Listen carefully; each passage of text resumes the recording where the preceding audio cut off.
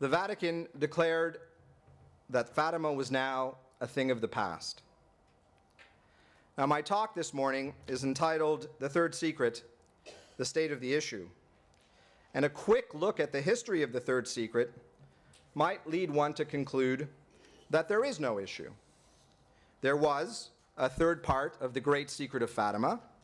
Sister Lucy wrote it down in 1944. Sister Lucy, under the apparent direction of Our Lady, wanted it released in 1960. The Vatican didn't release it then, but did the right thing 40 years later. The secret concerned the assassination attempt on the Pope in 1981. The end. That's it. Move on. We can call off this second day of the Fatima Challenge Conference, and I'll go out for drinks to celebrate Father's birthday. Alas, my friends, it is not so simple, and our drinks will have to wait. A quick look at the facts might lead to such a conclusion, but digging even the slightest bit deeper opens up several as yet unresolved issues.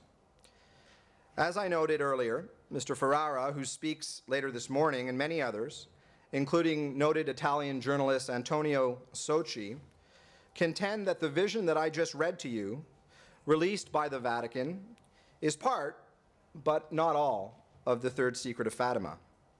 They argue that there is something more, namely the words of the Blessed Virgin, which are still hidden.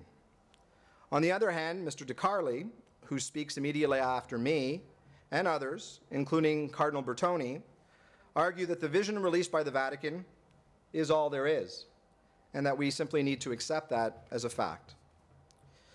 Now, Mr. Ferrara and Socci contend that the Third Secret of Fatima was transcribed by Sister Lucy in two documents.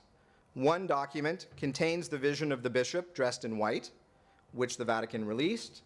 The other containing the words of Our Lady, which the Vatican has not. When Mr. DeCarli speaks next, consider whether he addresses some of the following evidence marshaled by Mr. Ferrara, Mr. Socci, and others to justify their conclusions.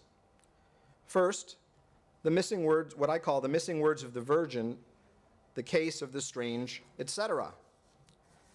In her memoirs, Sister Lucy concluded her record of the Great Secret of Fatima in an extremely curious way. She concluded her record of Our Lady's words concerning the second secret of Fatima as follows, quote, "In the end, my Immaculate Heart will triumph, the Holy Father will consecrate Russia to me, and she will be converted, and a period of peace will be granted to the world," unquote. And continuing from there, Sister Lucy records the Blessed Virgin as having said the following, quote, "In Portugal, the dogma of faith will always be preserved, etc. Do not tell this to anybody. Francisco, yes, you may tell him. Yes, you may tell him," unquote. Yes, you heard me right.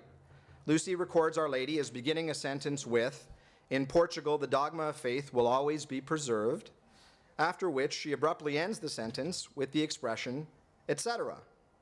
Now, in normal use, the word "etc." is used to indicate when there is something more that has not been recorded. The "etc." stands in the place of that something more. And as we've seen, Sister Lucy indicated that there was something more. There was part of the secret that she had not revealed. So putting that fact, together with the strange "etc." in the middle of the words of Our Lady, led many Fatima scholars to conclude that the third secret began with the phrase, "In Portugal, the dogma of faith will always be preserved," and went on to reveal what the "etc." stood in the place of.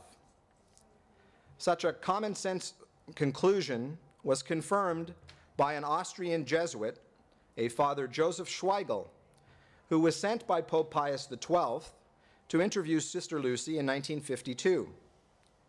And after that interview, Schweigel is quoted as saying, quote, "I may not reveal anything with regard to the third secret, but I am able to say that it has two parts. One part concerns the Pope. The other part is the logical continuation, though I may not say anything, of the words, 'In Portugal, the dogma of faith will always be preserved, etc.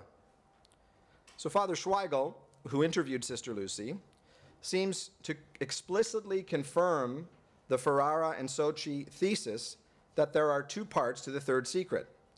The first part, namely the vision of the bishop in white, concerns the Pope, while the second part involves the missing words of Our Lady that follow the phrase about the dogma of faith and Portugal.